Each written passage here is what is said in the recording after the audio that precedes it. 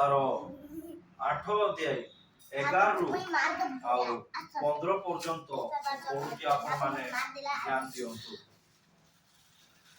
ଯୋହନ ଲିଖିତ ସୁସମାଚାର ତାର 8 ଅଧ୍ୟାୟ ତାର 12 ରୁ ଆଉ 15 ଯାଏ ଯୀଶୁ ପୁନର୍ବାର ଲୋକମାନଙ୍କୁ ଶିକ୍ଷା ଦେଇ କହିଲେ, ମୁଁ ଜଗତର ଜ୍ୟୋତି, ଯେ ମୋହର ଅନୁଗମନ କରେ ସେ କେବେ ଅନ୍ଧକାରରେ ଭ୍ରମଣ କରିବ ନାହିଁ, ବରଂ ଜୀବନର ଜ୍ୟୋତି ପାଇବ।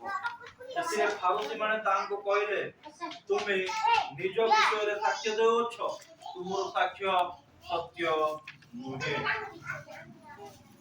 ଯୀଶୁ ସେମାନଙ୍କୁ ଉତ୍ତର ଦେଲେ, ମୁଁ ଯଦି ନିଜ ବିଷୟରେ ସାକ୍ଷ୍ୟ ଦେଇଥାଏ ତେବେ ସୁଦ୍ଧା ମୋର ସାକ୍ଷ୍ୟ ସତ୍ୟ, କାରଣ ମୁଁ ଯେଉଁ ସ୍ଥାନରୁ ଆସିଅଛି ଓ କେଉଁ ସ୍ଥାନକୁ ଯାଉଅଛି ତାହା ଜାଣେ, କିନ୍ତୁ ମୁଁ କେଉଁ ସ୍ଥାନରୁ ଆସେ କିମ୍ବା ଯେଉଁ ସ୍ଥାନକୁ ଯାଏ ତାହା ତୁମମାନେ ଜାଣ ନାହିଁ।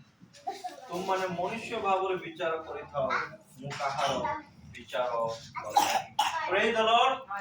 Hallelujah. ଅଳ୍ପ ସମୟ ପିଲାମାନଙ୍କୁ ଶାନ୍ତି ଏବଂ ଶୃଙ୍ଖଳା କରିବା ପାଇଁ ଚେଷ୍ଟା କରନ୍ତୁ। ଆଉ ସର୍ବପ୍ରଥମେ ପୁଣି ଥରେ ମୁଁ ସଦାପ୍ରଭୁ ପରମେଶ୍ୱରଙ୍କୁ ଧନ୍ୟବାଦ ଦେଉଛି। ସେ ସଦାପ୍ରଭୁ ପରମେଶ୍ୱର ମହାନ, ସେ ସର୍ବଶକ୍ତିମାନ ସର୍ବବ୍ୟାପୀ ପରମେଶ୍ୱର ଅଟନ୍ତି। ଯୀଶୁ ହେଉଛନ୍ତି ଜଗତର ଜ୍ୟୋତି। ଜ୍ୟୋତି କହିଲେ ଆମେ କଣ ବୁଝୁ? ଆଲୋକ ବା ଆଲୁଅ। Praise the Lord. ଆଜି ସୂର୍ଯ୍ୟ କିରଣ ଯୋଗୁ ଆଜି ବା ଦିନ ଆଉ ରାତି ରହିଅଛି। ଦିନ କଣ ପାଇଁ? ଦିନରେ ଲୋକମାନେ ସମସ୍ତ ବିଷୟ ସେମାନେ ଦେଖିପାରନ୍ତି, ରାତିରେ ଲୋକମାନେ ଦେଖିପାରନ୍ତି। ଆଜିକାଲି ଟେକ୍ନୋଲୋଜି ଦୁନିଆରେ ଇଲେକ୍ଟ୍ରିକାଲ ବିଲ୍ ଯୋଗୁ, ଏଇ ଲାଇଟ ଯୋଗୁ କଣ କରିପାରୁଛନ୍ତି ଲୋକମାନେ ରାତ୍ରି ସମୟରେ ମଧ୍ୟ ଦେଖିପାରୁଛନ୍ତି। କିନ୍ତୁ ଗୋଟିଏ ଦିନ ଥିଲା ଯେ ରାତିରେ ଯଦି ଚନ୍ଦ୍ର ବାହାର ନଥିଲା ବା ବାହୁରୁ ନଥିଲା, ସେହି ସମୟରେ କେହି ପରସ୍ପରକୁ ଦେଖି ପାରୁନଥିଲେ। କିନ୍ତୁ ଆଜିକାଲି ଏହିପରି ଟେକ୍ନୋଲୋଜି, ଏହିପରି ଯନ୍ତ୍ର ଗୁଡାକ ବାହାରିଛି, ଯୋ ଦ୍ୱାରା କି ରାତ୍ରିରେ ମଧ୍ୟ ଦିନ ପରି ଲୋକମାନେ आपस में ଦେଖି ପାରୁଛନ୍ତି। ପ୍ରେଜ୍ ଦ ଲର୍ଡ। ହାଲେଲୁୟା। ଏକ ଦୁସରେକୁ ସେମାନେ କଣ କରି ପାରୁଛନ୍ତି? ଦେଖି ପାରୁଛନ୍ତି। କିନ୍ତୁ ଦିନର ସମୟ ହେଉଛି ପରମେଶ୍ୱରଙ୍କର। ପ୍ରେଜ୍ ଦ ଲର୍ଡ। ହାଲେଲୁୟା। ଆଉ ଯୋଉଠି ଅନ୍ଧକାର କହିଲେ ଦିନ ହେଲେ ମଧ୍ୟ ତାହା ଗୋଟେ ଅନ୍ଧକାରର କାର୍ଯ୍ୟ ହୋଇପାରିବ ନା କେମିତି? ପ୍ରଶ୍ନ ହେଉଛି କି ନା କେମିତି ଗୋଟେ ଦିନ ସମୟରେ ମଧ୍ୟ ଅନ୍ଧକାରର କାମ ହୋଇପାରିବ? ଆଜି ଆମେ ଦେଖୁ ଜଗତରେ ଅନେକ ପ୍ରକାର ଲୋକମାନେ ମାନେ ପରସ୍ପରର କଣ କରୁଛନ୍ତି? ବିରୋଧୀ ହେଉଛନ୍ତି। ସତ କି ନାହିଁ?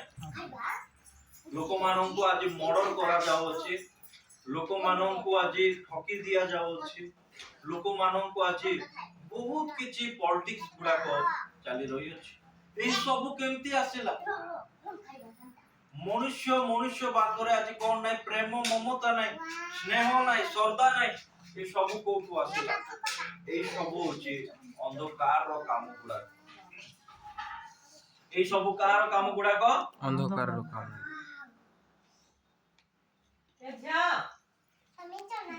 ଅନ୍ଧକାରର କାମ ହଉଛି ଅନ୍ୟର ଜିନିଷକୁ ଲୋଭ କରିବା। ମନେ ରଖନ୍ତୁ, ଅନ୍ୟର ଜିନିଷକୁ ଲୋଭ କରିବା, ଅନ୍ୟକୁ ଠକିବା, ଅନ୍ୟକୁ ମାରିଦେବା, ଅନ୍ୟକୁ ପ୍ରେମ ମମତା ନ ଦେବା, ଏ ସବୁ ହଉଛି ଅନ୍ଧକାରର କାମ। ପରିବାର ମଧ୍ୟରେ ଶାନ୍ତି ଶୃଙ୍ଖଳା ନ ରହିବା, ପରିବାର ମଧ୍ୟରେ ଆଉ ଲୋକମାନଙ୍କୁ ବୁଝାମଣା ଠିକ ନ କରିବା, ଏ ସବୁ ହଉଛି ଅନ୍ଧକାରର କାମ ଗୁଡାକ।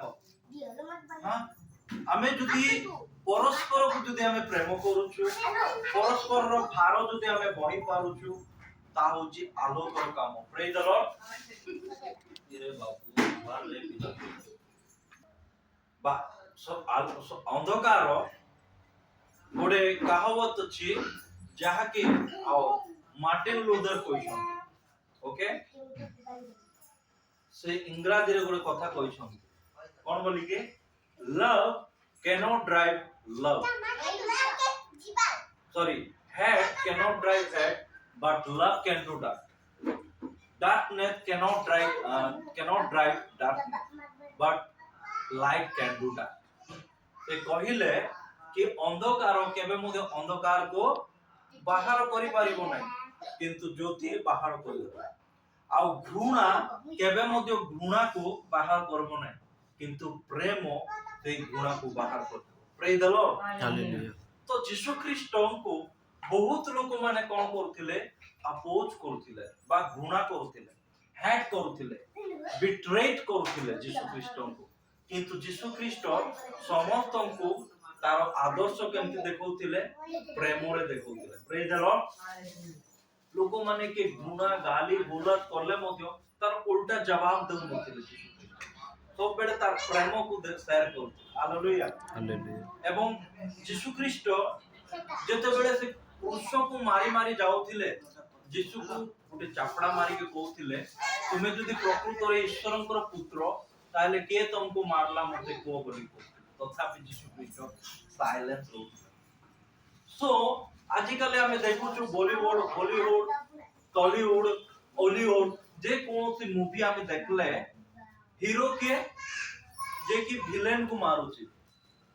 କିନ୍ତୁ ଗୋଟେ ହିରୋ, ସୁପରଷ୍ଟାର ହିରୋ, ଯେ କି वर्ल्ड रो हिरो, जे कि वर्ल्ड को बनेवा हिरो, ते आज मारो खाଉଛି।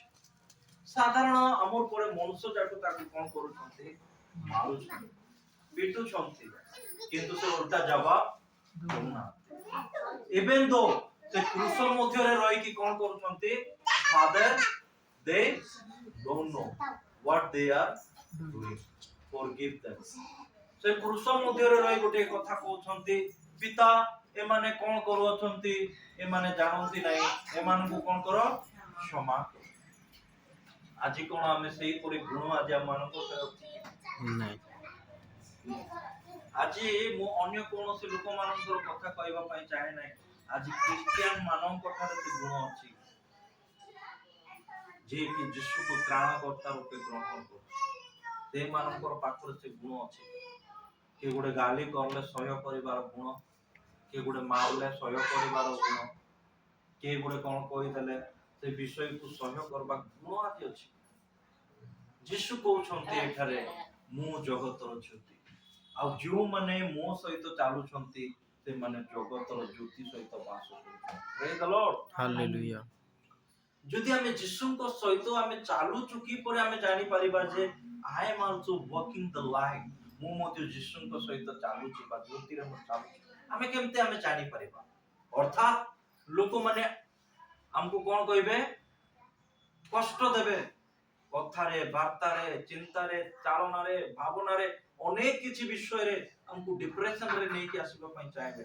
जेंति कि हमर नानी को आज, जेंति कि आज हम हस्बैंड वाइफ को, हां बहुत किछि एमति आछले मध्य हमें सेडे ठिडा हेबार अछि, छाडी कि जीवार नै। Praise the Lord. दुख आसला बोली कि हमें जदी छाडी कि चली जाउछु, तते सेडा कोटे हैप्पीनेस नै। यीशु को कोन बोली प्रश्न करूछन्ति देखो एठारे ते लोक माने कोन बोली कहउछन्ति? फारूसी माने तांको